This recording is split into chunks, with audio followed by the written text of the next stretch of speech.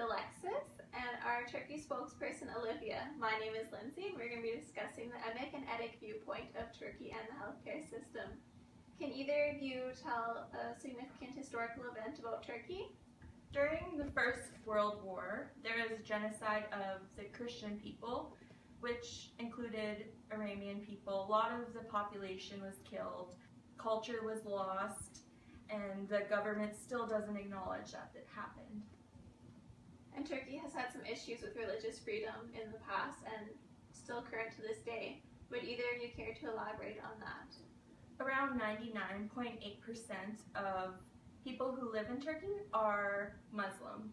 Yeah, and that being said, that statistic may be inaccurate because people who do not list a religion will be listed as Muslim, and sometimes people actually choose to be listed as Muslim even though they're actually not, just because they don't want to face harassment by their peers or anyone else in the country. So.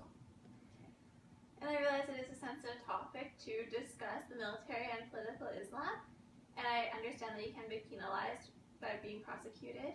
Would either of you care to elaborate on the politics or on the president himself? Yeah, like you said, it is illegal to talk ill of the president or our politics, so I'm just going to refrain from answering that question. Yeah, there are a lot of issues with the Turkish government because they still haven't acknowledged that the genocide occurred. Okay, I can see how the religion and government is closely intertwined and how that can cause some issues for your country of Turkey. Now I want to focus more on the health aspect, focusing on the healthcare of Turkey and the Armenians as well. Is there a shortage of health professionals in Turkey?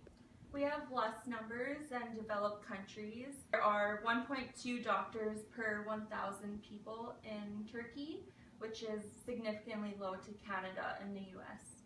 Yeah, and as well, we have less acute hospital beds than other developed countries. So there are 2.2 hospital beds for 1,000 people in Turkey. So often when people are sick, there's not room for them in the hospital, so they're treated at home, unfortunately. And what are some of the leading causes of death in your country? The leading causes of death, they are largely cardiovascular, which is related to the problems that the people in Turkey can face, such as obesity and high smoking rates, particularly in men. And is there any difference for the Aramean people? Yeah, they have higher rates of diabetes. They lack that positive cultural coping strategies because they don't have the freedom to express religion. And what is the infant mortality rate in Turkey? The infant mortality rate is actually where we want to be right now. Back in 2003, we had the most infant deaths in all of the developed countries.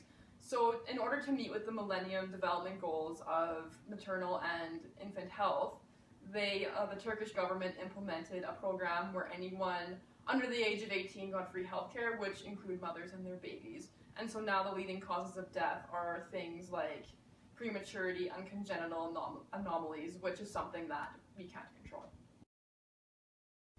And how would you describe the use of opioids?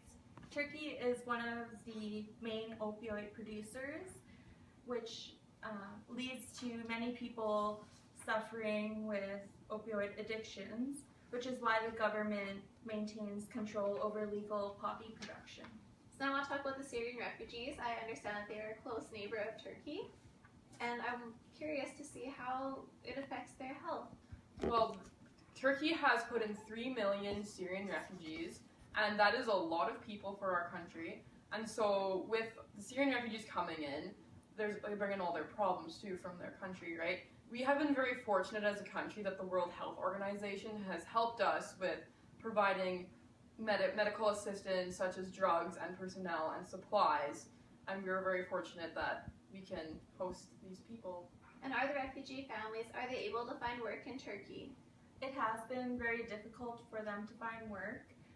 There is a new legislation that has been introduced, so hopefully it will help make it easier to get a work permit. And how about the children? Are they going to school? Very few go to school, only 40%.